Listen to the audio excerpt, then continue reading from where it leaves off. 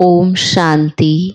आज 9 अप्रैल 2022 के ईश्वरीय महावाक्य। आज बाबा ने कहा, मीठे बच्चे, बाप मनुष्य से देवता बनाने आए हैं तो उनकी दिल से शुक्रिया मानो, श्रीमत पर चलते रहो, एक से सच्ची प्रीत रखो। मीठे बच्चे, बाप मनुष्य से देवता बनाने आए हैं तो उनकी दिल से शुक्रिया मानो, श्रीमत पर चलते रहो, एक से सच्ची प्रीत रखो। प्रश्न, जिन बच्चों की बाप से प्रीत है उनकी निशानियां क्या होंगी? बाबा कहते, बाप से सच्ची प्रीत है तो एक उन्हें ही याद करेंगे, उनकी ही मत पर चलेंगे, मनसा वाचा कर्मणा, किसी को भी दुख नहीं देंगे, किसी के प्रति घृणा नहीं रखेंगे, अपना सच्चा सच्चा पोता मेल बाप को देंगे, कुसंग से अपनी संभाल करेंगे। गीत है, धीरज धर मनवा धीरज धर, तेरे सुख के दिन आए कि आए। ओम शांति। ब्राह्मणों को तो जरूर धीरज ही होगा, क्योंकि ब्राह्मणों की ही परमपिता परमात्मा के साथ प्रीत है। नंबरवार पुरुषार्थ अनुसार सबकी एक जैसी प्रीत नहीं है। जैसे बाबा, मम्मा और बच्चे अपना अपना अनुभव सुनाते हैं, अहम आत्मा अपने लिए कहते हैं, बाबा फिर अहम परमात्मा कहेंगे। अहम आत्मा कहती है, मैं परमपिता परमात्मा को बहुत याद करती हूँ, क्योंकि जानती हूँ आधा कल्प हमने रावण राज्य में बहुत दुख देखा है।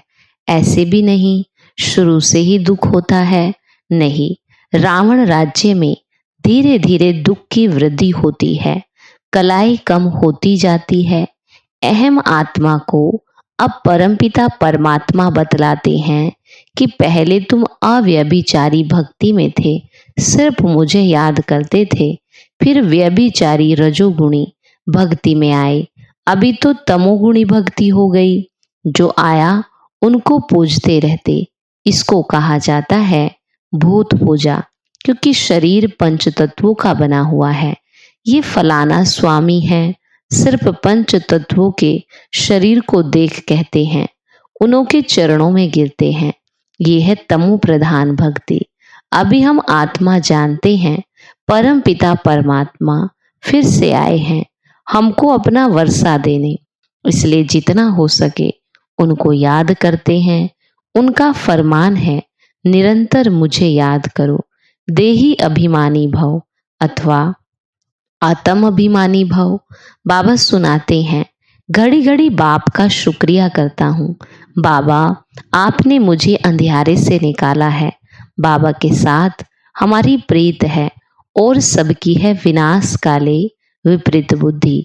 वह पूरा वर्षा ले ना सके। लौकिक बच्चों की बाप से प्रीत होती है, बाप की मत पर चलते तो बाप भी राजी होते। अगर बच्चा मत पर नहीं चलता तो बाप राजी नहीं रहता। जो मत पर ना चले वह कपूत ठहरा। तो बेहद का बाप भी कहते, मुझे याद करो तो तुम्हारे विकर्म भस्म हो जाएंगे।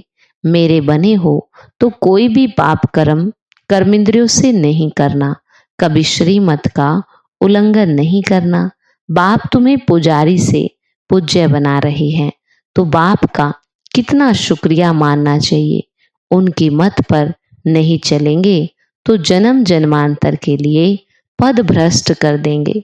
भल हम यहाँ भ्रष्ट मूत पलिति हो कहते हैं, परंतु वहाँ कम पद को भ्रष्ट कहते हैं। बाबा कहते, अच्छी रीति प्रीत लगाओ। जैसे स्त्री पति को याद करती, वैसे तुम भी मुझे याद करो, मेरी श्रीमत पे चलो। मनसा वाचा कर्मणा, किसी को भी दुख ना दो, मन में भी किसी के लिए घृणा नहीं रखना। हर आत्मा का अपना अपना पार्ट है, वही बजा रही है। तुम जानते हो अभी का ये जन्म भविष्य के जन्म से भी ऊंचा है। यहाँ हम ईश्वरीय औलाद बने हैं, सतयुग में दैवी औलाद होंगे। यहाँ की महिमा जास्ती है। जगदम्बा से 21 जन्मों का वर्षा मिलता, लक्ष्मी से क्या मिलता। इन बातों को नया कोई समझ ना सके। आते तो बहुत हैं, परंतु जिनको निश्चय नहीं वो ठहर ना सके। बाबा मम्मा, बच्चों के मित्र संबंधी आदि तो बहुत हैं, अथवा ऑफिसर्स आदि आते हैं तो अलाउ किया जाता है। कहाँ तीर लग जाए, विचारों का कल्याण हो जाए, झट पता लग जाता है कि ईश्वरीय कुल का है व आसुरी कुल का है, प्रीत लगती है व नहीं। आते यहाँ बहुत हैं, ठीक हो जाते हैं, फिर बाहर जाकर कुसंग में अथवा माया के संग में विकारी बन जाते हैं।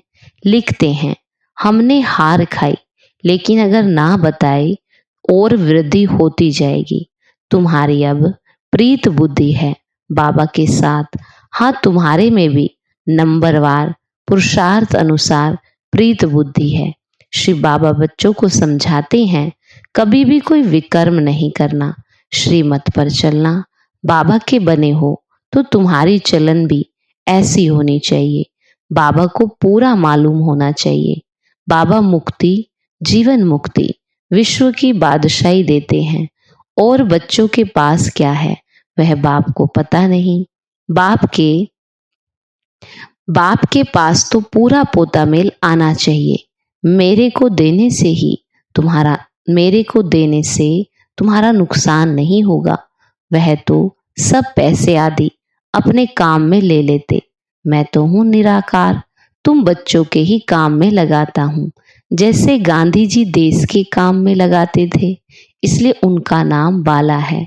बरोबर गांधी ने कांग्रेस राज्य स्थापन किया, नहीं तो यहाँ राजाओं का राज्य था। अभी बाप फिर से नई राजधानी राम राज्य स्थापन करते। यह बात सभी बच्चों की बुद्धि में बैठती नहीं है। अगर बैठे तो खुशी का पारा भी चढ़े। बाबा के साथ योग लगाते रहे। बाबा कहते हैं, परम धाम में रहने वाले बाप को वहां याद करो जहां जाना है। अब ड्रामा पूरा होना है। ड्रामा को कोई जानते ही नहीं, ना कोई की मेरे साथ प्रीत है। कहते हैं, हम परंपरा से गंगा स्नान करते आए हैं। क्या सतयुग में भी करते थे? परंपरा का भी अर्थ नहीं समझते। बाबा कहते, अब तुम्हारे सुख के दिन आ रहे हैं। तुम्हारी बुद्धि में धीरज है। कोई तो कुछ भी समझते नहीं। यहाँ से समझकर जब बाहर जाते तो माया सारा ही खा जाती। जैसे मक्खी मरती है तो चींटियां सारा उनको हप कर लेती। यहाँ भी मरते हैं तो चींटियां लेकर सारा हप कर लेती। माया भी बलवान है, कम नहीं है, बड़ी लड़ाई लगती। यहाँ रहते भी क्लास में नहीं आते तो समझा जाता यह स्वर्ग के मालिक नहीं बन सकते। कृष्णपुरी में जा न सके, कुछ भी वैल्यू नहीं। तुम जो हीरे जैसा बनते हो उन्हों की ही वैल्यू है। तुम जानते हो हम वर्थ पाउंड बन रहे हैं। एक घर में एक हंस, एक बगुला होगा तो खिटपिट तो जरूर चलेगी। यहाँ तो बगुले से किनारा होता है। मोत पलीती के हाथ का तुम खा भी नहीं सकते हो, परंतु बच्चों का बाप से इतना लव तो है नहीं, इसलिए सोचते हैं कि पेट कहाँ से भरेगा। अरे भील लोग कहाँ से खाते। आजकल तो कोई कफनी पहन ले तो मुफ्त में पैसे मिलते रहते, सब पांव पड़ते रहते। जो आएगा मूर्ति के आगे पैसा रखता जाएगा। बहुत ईजी है। यह दुनिया ही ऐसी है। बच्चों को ख्याल करना चाहिए। ये दुनिया जल्दी खलास हो तो स्वर्ग में जाए, परंतु लायक भी बने ना, पद भी पाना है ना। वहां भी पोजीशन का फर्क रहता। पढ़ाने वाला एक ही है, कोई राजा रानी, कोई नौकर चाकर, कोई साहूकार प्रजा। राजधानी स्थापन हो रही है और धर्म स्थापक राजा ही नहीं स्थापन करते हैं। इसलिए बाबा कहते, खबरदार रहो, विनाश काले पूरी प्रीत बुद्धि चाहिए। जितनी प्रीत होगी उतना बाबा से वर्षा लेंगे। याद करने का भी सिखाया जाता है। बाबा बतलाते हैं, बाबा को और चक्र को याद करो। स्वदर्शन चक्र फिराओ, हम लाइट हाउस हैं, खिवैया हमारी नैया को पार ले जाता। एक आंख में शांति धाम और एक आंख में सुख धाम रखना है। अच्छा, मीठे मीठे सिखी लदे बच्चों प्रति माता पिता बाप दादा का याद प्यार और गुड मॉर्निंग। रूहानी बाप की रूहानी बच्चों को नमस्ते। रूहानी बच्चों की रूहानी बाप दादा को नमस्ते नमस्ते। बाबा गुड मॉर्निंग।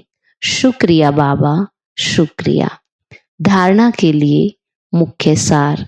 पहला, हर एक पार्टधारी के पार्ट को देखते हुए किसी से भी घृणा नहीं करनी। मनसा वाचा कर्मणा, किसी को भी दुख नहीं देना।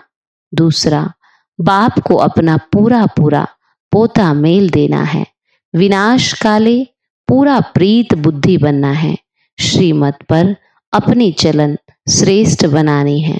कुसंग से संभाल करनी है। वरदान, सूक्ष्म पापों से मुक्त बन संपूर्ण स्थिति को प्राप्त करने वाले सिद्धि स्वरूप भव। सूक्ष्म पापों से मुक्त बन संपूर्ण स्थिति को प्राप्त करने वाले सिद्धि स्वरूप भव। बाबा कहते, कई बच्चे वर्तमान समय कर्मों की गति के ज्ञान में बहुत इजी हो गए हैं, इसलिए छोटे छोटे पाप होते रहते हैं। कर्म फिलोसफी का सिद्धांत है, यदि आप किसी की गलानी करते हो, किसी की गलती को फैलाते हो या किसी के साथ हाँ में हाँ भी मिलाते हो तो यह भी पाप के भागी बनते हैं। आज आप किसी की गलानी करते हो तो कल वह आपकी दुगनी गलानी करेगा। ये छोटे छोटे पाप संपूर्ण स्थिति को प्राप्त करने में विघ्न रूप बनते हैं। इसलिए कर्मों की गति को जानकर पापों से मुक्त बन सिद्धि स्वरूप बनो। स्लोगन, आदि पिता के समान बनने के लिए शक्ति, शांति और सर्व गुणों के स्तंभ बनो। आदि पिता के समान बनने के लिए शक्ति, शांति और सर्व गुणों के स्तंभ बनो। आज का हमारा स्वमान है, मैं सिद्धि स्वरूप आत्मा हूँ। मैं सिद्धि स्वरूप आत्मा हूँ। मातेश्वरी जी के अनमोल महावाक्य। मम्मा कहती, जब हम निराकारी दुनिया कहते हैं तो निराकार का अर्थ ये नहीं कि उनका कोई आकार नहीं, परंतु कोई दुनिया जरूर है, उसका स्थूल सृष्टि मुआफिक आकार नहीं। जैसे परमात्मा निराकार है लेकिन उनका अपना सूक्ष्म रूप अवश्य है। हम आत्मा और परमात्मा का धाम निराकारी दुनिया है। तो जब हम दुनिया अक्सर कहते हैं तो इससे सिद्ध है वो दुनिया है और वहां कोई रहता है, तभी तो दुनिया नाम पड़ा। अब दुनियावी लोग तो समझते हैं परमात्मा का रूप भी अखंड ज्योति तत्व है, लेकिन वह तो परमात्मा के रहने का ठिकाना है, जिसको रिटायर्ड होम कहते हैं। जो हम परमात्मा के घर को परमात्मा नहीं कह सकते। अब दूसरी है आकारी दुनिया, जहां ब्रह्मा विष्णु शंकर देवताएं आकारी रूप में रहते। और यह है साकारी दुनिया, जिनके दो भाग हैं। एक है निर्विकारी स्वर्ग की दुनिया, जहां आधा कल्प सदा पवित्रता, सुख और शांति है, और दूसरी है विकारी कलयुगी दुख और अशांति की दुनिया। अब ये दो दुनियाएं क्यों कहते हैं? क्योंकि यह जो मनुष्य कहते हैं स्वर्ग और नरक दोनों परमात्मा की रची हुई दुनिया है। इस पर परमात्मा के महावाक्य हैं, बच्चे मैंने कोई दुख की दुनिया नहीं रची, जो मैंने दुनिया रची वो सुख की रची। अब यह जो दुख और अशांति की दुनिया है वो मनुष्य आत्माएं अपने आप को और मुझ परमात्मा को भूलने के कारण यह हिसाब किताब भोग रहे हैं। बाकी ऐसे नहीं। जिस समय सुख और पुण्य की दुनिया है वहां कोई सृष्टि नहीं चलती है। हाँ, अवश्य जब हम कहते हैं कि वहां देवताओं का निवास स्थान था तो जरूर वहां प्रवृत्ति चलती थी, परंतु विकारी पैदाइश नहीं थी, जिस कारण कोई कर्म बंधन नहीं था। उस दुनिया को कर्म बंधन रहित स्वर्ग की दुनिया कहते हैं, तो एक है निराकारी दुनिया और दूसरी है आकारी दुनिया, तीसरी है साकारी दुनिया। दूसरा पॉइंट है, मम्मा कहती ये जो मनुष्य गीत गाते हैं ओ गीता के भगवान अपना वचन निभाने आ जाओ। अब वो स्वयं गीता का भगवान अपना कल्प पहले वाला वचन पालन करने के लिए आए हैं और कहते हैं, हे बच्चे, जब भारत पर अति धर्म गलानी होती है तब मैं इसी समय अपना अंजाम पालन करने, वायदा निभाने के लिए अवश्य आता हूँ। अब मेरे आने का ये मतलब नहीं कि मैं कोई युगे युगे आता हूँ। सभी युगों में तो कोई धर्म गलानी नहीं होती, धर्म गलानी होती ही है कलयुग में। तो मानो परमात्मा कलयुग के समय आते हैं और कलयुग फिर कलप कलप आता है, तो जरूर वो कलप कलप आता है। कलप में फिर 4 युग हैं, उसको ही कलप कहते हैं। आधा कल्प सतयुग त्रेता में सतोगुण सतो प्रधान, वहां परमात्मा के आने की कोई जरूरत ही नहीं। और द्वापर युग से तो फिर दूसरे धर्मों की शुरुआत है। उस समय भी अति धर्म गलानी नहीं। इससे सिद्ध है कि परमात्मा तीनों युगों में तो आता ही नहीं। बाकी रहा कलयुग, उसके अंत में अति धर्म गलानी होती है। उसी समय परमात्मा आए, अधर्म विनाश कर सत धर्म की स्थापना करते। अगर द्वापर में आया हुआ होता तो फिर द्वापर के बाद सतयुग होना चाहिए, फिर कलयुग क्यों?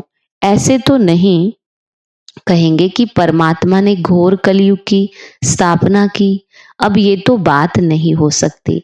इसलिए परमात्मा कहते, मैं एक हूं और एक ही बार आए, धर्म अधर्म का विनाश कर, कलयुग का विनाश कर, सतयुग की स्थापना करता हूं।